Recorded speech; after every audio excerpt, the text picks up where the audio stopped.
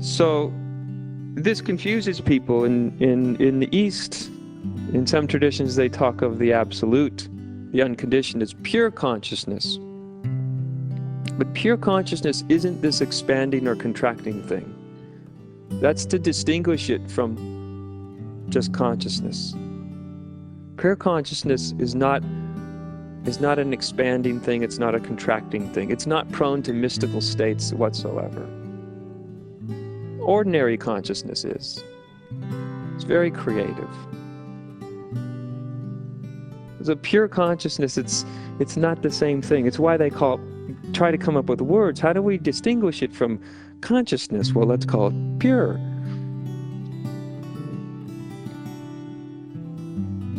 It probably would have been better if they just called it unmodified consciousness. The consciousness that's not involved in modification. It's not getting bigger or smaller.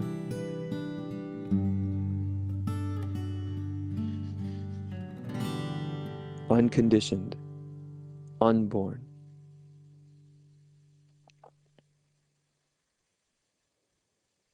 So that's, spiritually speaking, it's the only orientation that's worthwhile. All other orientations will trap you within the limitations of the conditioned, within the limitations of ordinary consciousness, which is constantly on the move,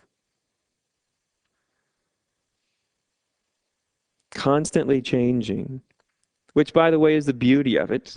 It's good that it constantly changes and moves and undulates and is very creative. But to be stuck there is to really be a dog on a leash with somebody else controlling the leash.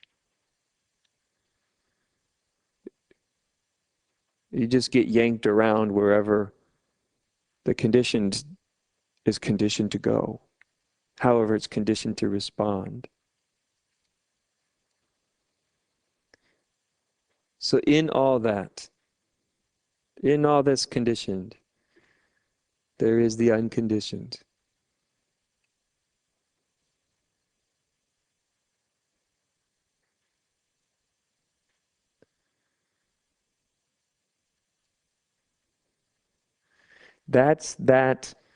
It's the you that you can never quite grasp.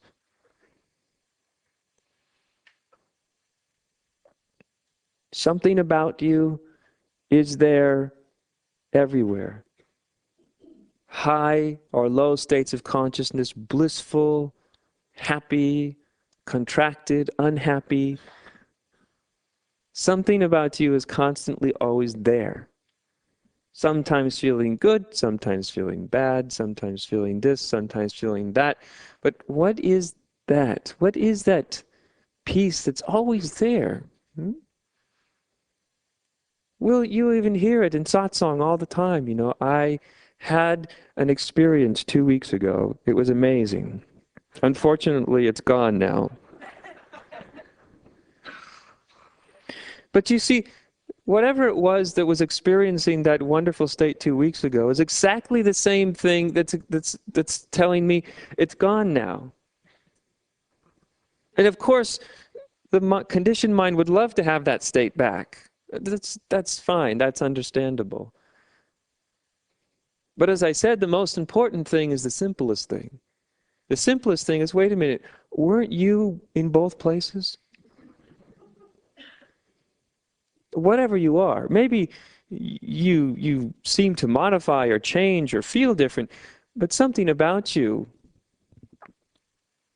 was in the big experience as much as the little experience. What is that? Because only then are we getting down to the essence of things. Only then are we getting down to what you are rather than what you're experiencing. Very different.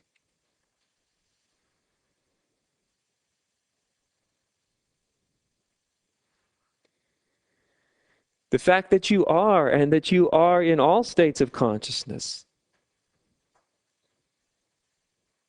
that's the intriguing thing.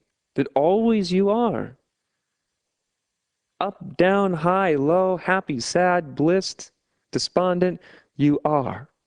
Whatever it is that you are, and you are always present. And as long as what we are remains hidden to us, as long as what we actually are remains unconscious to us, then we're always going to feel we're going to feel compelled to always be chasing something, yearning for something and pushing other things away. So that which always is, that's the unborn, the unconditioned.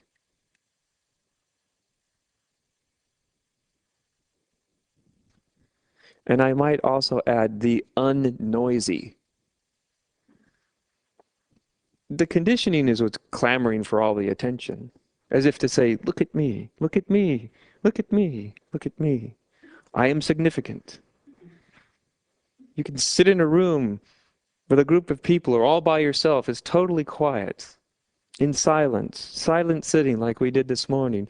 And the mind can be having thoughts that are insisting, look at me.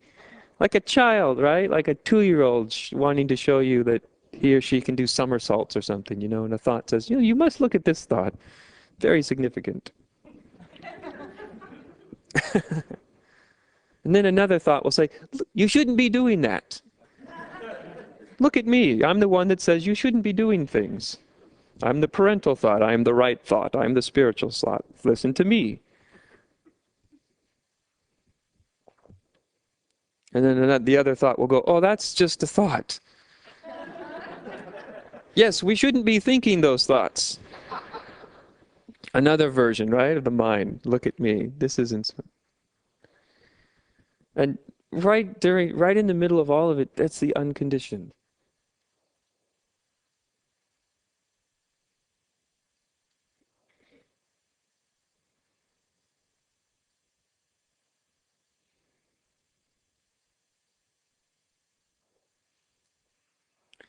The only way you can define the unconditioned is say all that conditioned nonsense we were just talking about, it's not doing that. You can only define it really in negative terms, in the sense of it's not that. It's not doing the whole conditioned play.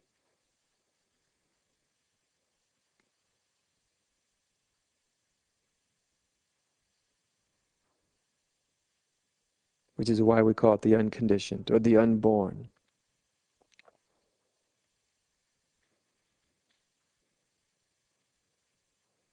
And that's the orientation.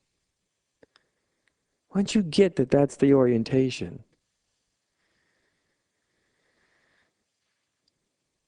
things become simpler. You're not just sort of drifting out there in the ocean of your own mind.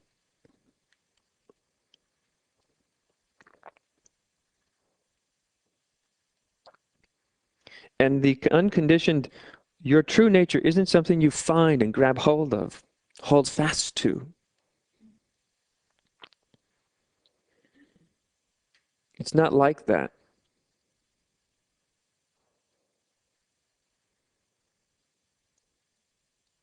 You hold fast to it by letting go and relaxing and listening and being. It becomes conscious when you're no longer fighting.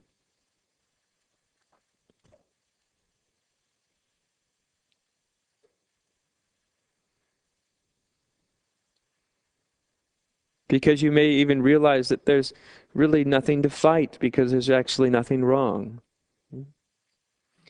The whole bundle of conditioning, it's all based on well, really on, I don't know, one thing, maybe two things that are the same. One of them is there's something wrong. The mind is always solving problems. Problems that only exist in the mind. Right?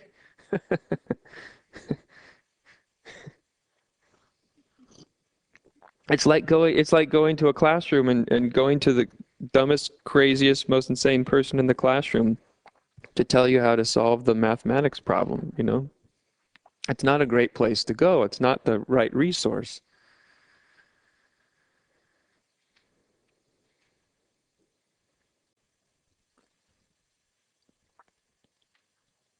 So you see, if you suddenly woke up one day, one afternoon, one morning, and you suddenly realize there's nothing wrong.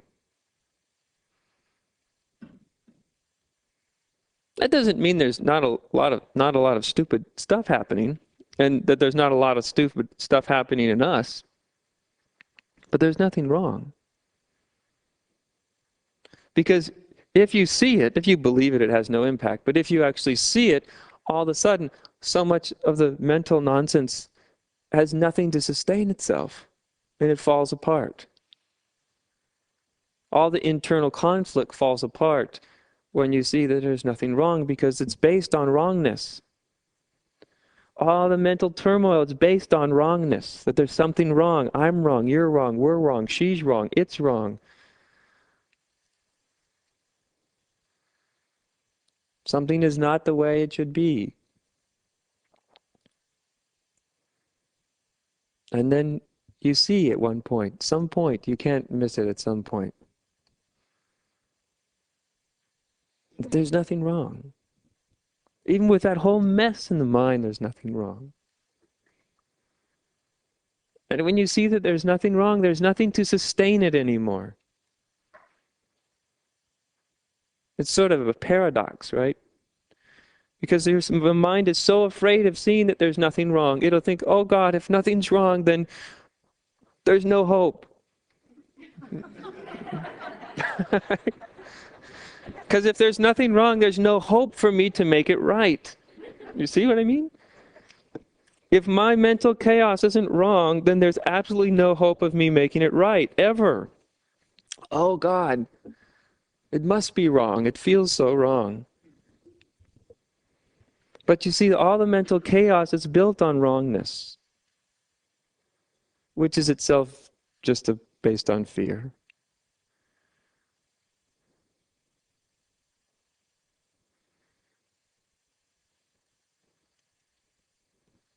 Fear of it not being wrong. Fearing that there isn't a problem. You see, fear because then your mind is out of, your ego is out of a job then. If there isn't a problem, your ego has no job. What's it going to do?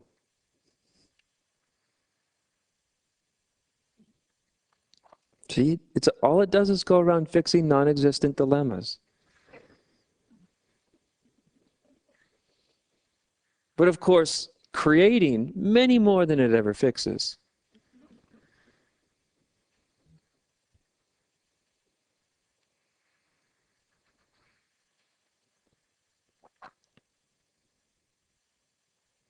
So all this movement, and sometimes it's very subtle. I'm describing it in very overt ways, because for some people it's very overt, very pronounced. That's how most people start this kind of thing out. Very pronounced, very overt mental, emotional chaos. Or at times, very pronounced. For others, depending on where you are in your own consciousness, it may not be overt at all. It may be very subtle. It may be extraordinarily subtle indeed. You may have seen through a lot of the heavy-handed insanity that the mind and the me creates. But either way, see, our orientation is just towards the unconditioned. It doesn't mean you're running away from your conditioning. It's very important to understand that. It doesn't mean you're denying anything. You're suppressing anything. You're pretending like something's not there. That you're not hiding from anything. In fact, you can't have consciousness of the unconditioned as long as you're hiding from yourself. You see? Does that make sense? You have to accept it all. Lock, stock, all of it. The good and the bad of it. Your best thoughts and your most evil thoughts. Your most beatific intentions and your most devilish intentions. You can't hide from yourself. You can't hide from the best of you, and you can't hide from the darkest shadow of you and come into the unconditioned. You can't get to the unconditioned by means of suppressing the conditioned. So just in case anybody's mind starts to hook it up that way or think about it along those lines, let that go, because that doesn't work. Spiritual people have tried that for centuries, right? Going around being good little dutiful Buddhists and Christians and Hindus and very nice, good people, right? Unscrew the top of their head and then run because it's going to just... right?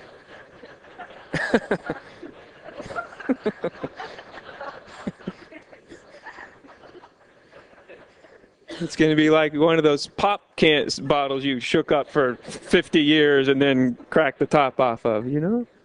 So that's been tried, that doesn't work, you know. We've had, you know, hundreds of generations before us to show us that that doesn't work. Why we keep trying it, I don't know. I guess it just seems the thing to do, you know?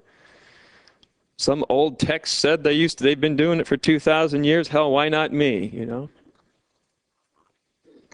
Yeah, but if it worked, wasn't 2,000 years a long enough time for a whole lot of people to get enlightened? Wouldn't the world look a little different than it does if all that stuff had worked? Does it make sense? Somehow we get diluted in the spiritual realm. As soon as we walk into the idea of spirituality, people think they have to check their good sense at the door. You know? Like, you're not allowed to ask critical questions. You know? You're not allowed to ask, yes, but does it work? I mean, just imagine if, like, Consumers Report started to study the various means to spiritual awakening, you know? That'd be a good issue, wouldn't it?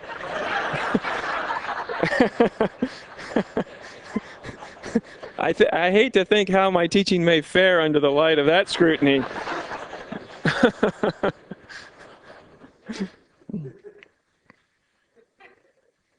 And yet this is also important, you know, not to get sort of a cynical, questioning mind. That's just more of the same conditioned nonsense. That's just more evasion and denial. But it's always interested me that we tend to think when we get into the spiritual realm that we have to leave our good sense behind, that we can't ask reasonable questions.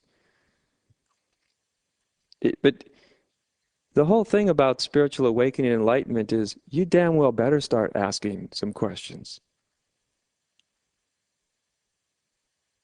That inner guru thing, it's not an abstract, spaced out, mystical inner guru. It's your common good sense. Start there. You've got it. And if you don't think you've got it, it's high time you start to find it.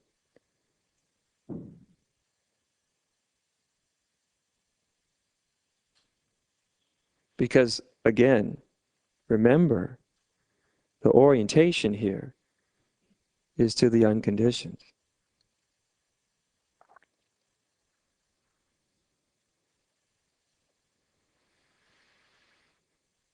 The only reason for a good spiritual question is not so you get nice answers that you can add to your conditioning. That's nonsense. The reason you have a spiritual question is so it can dismantle your conditioning, not add to it. As Ramana said, you don't ask the question, who am I, so you can get a good answer. Forget about the answer to the question.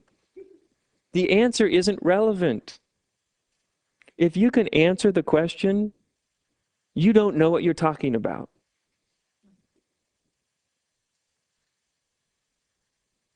The question isn't there to be answered. As Ramana used this wonderful image of the question, it was like stirring a fire with a stick.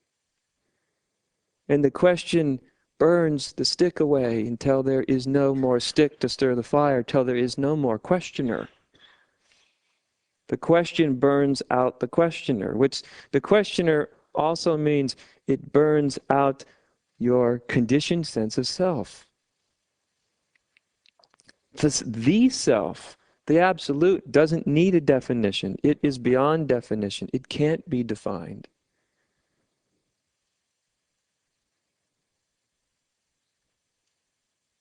So a good spiritual question is meant to rob you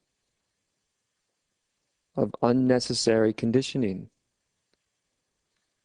Who am I is meant to pry apart from you all your notions of yourself, to take them away from you, so you can see that they're not true. That's why the question, who am I or what am I, is there. So you see that everything you think you are isn't what you are at all. The answer is a lived perception. It's not a description. It's not something you can write down in a thesis report.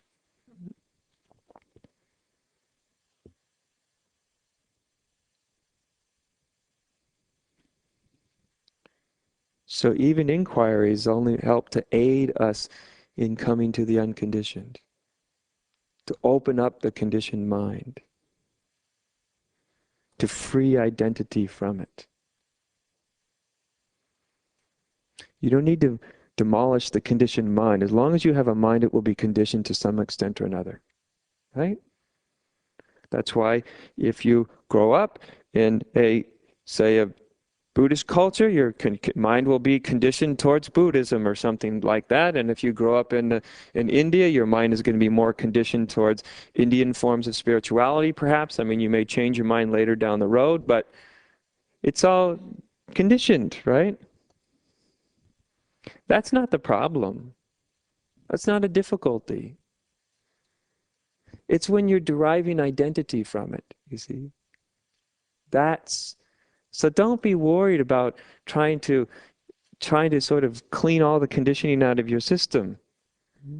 That's like getting a pail at the edge of the ocean and trying to bucket all the water out of it.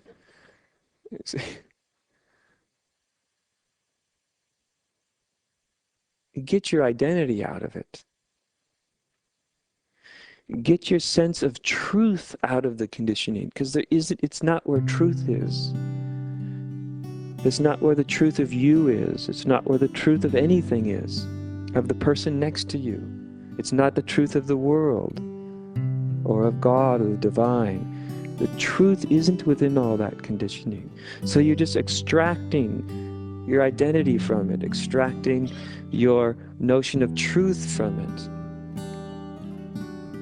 And then your notion of self, if there is anything left of it, and your notions of truth rest in the unconditioned.